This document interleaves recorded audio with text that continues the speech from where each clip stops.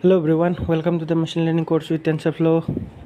तो पिछले वीडियो तक हमने टेंसर्स के बारे में सीख लिया, ठीक है। बेसिक मशीन लर्निंग के जो प्रिंसिपल्स होते हैं वो देख लिया। अभी जानते हैं हम कोर मशीन लर्निंग एल्गोरिथम्स। ये एल्गोरिथम्स देखने में बहुत सिंपल लगता है, लेकिन आज भी इन लोगों से बहुत अच्छे अच्छे लेवल के काम बहुत ही आसानी से हो जाते हैं, ठीक है।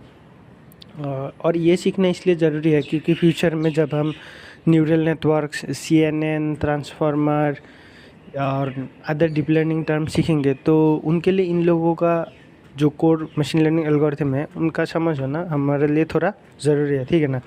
तो आज हम इन लोगों का बस नॉर्मल डेफिनेशन देख लेंगे। नेक्स्ट वीडियो में मैं आपको लीनियर रिग्रेशन अच्छे से समझाऊंगा, उसके बाद हम उसको कोड में भी इम्प्लीमेंटेशन करेंगे। एंड शुरू करते हैं आज का। तो व्हाट इज़ लीनियर रिग्रेशन, ठीक है। तो आपने अगर क्लास 10 का मैथ्स पढ़ा होगा तो देखा होगा कि उसमें हमको दो पॉइंट्स दिया जाता था, जैसे एक्स और वाई हो गया, ठीक है। और उसके बाद उन दोनों पॉइंट में से एक हमको लाइन निकालना होता था और तीसरा या तो हमारा एक्स या फिर वाई का वैल्यू दे देते थे, उससे हमको एक्स या वाई का वैल्यू फाइंड करना होता था। समझ गए ना।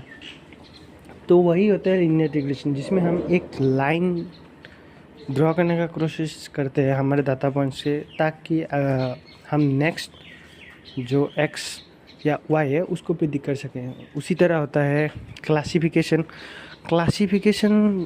आप ऐसे समझ लीजिए कि आप में जो ईमेल आता है उसमें एक स्पैम करके फोल्डर होता है, ठीक है ना।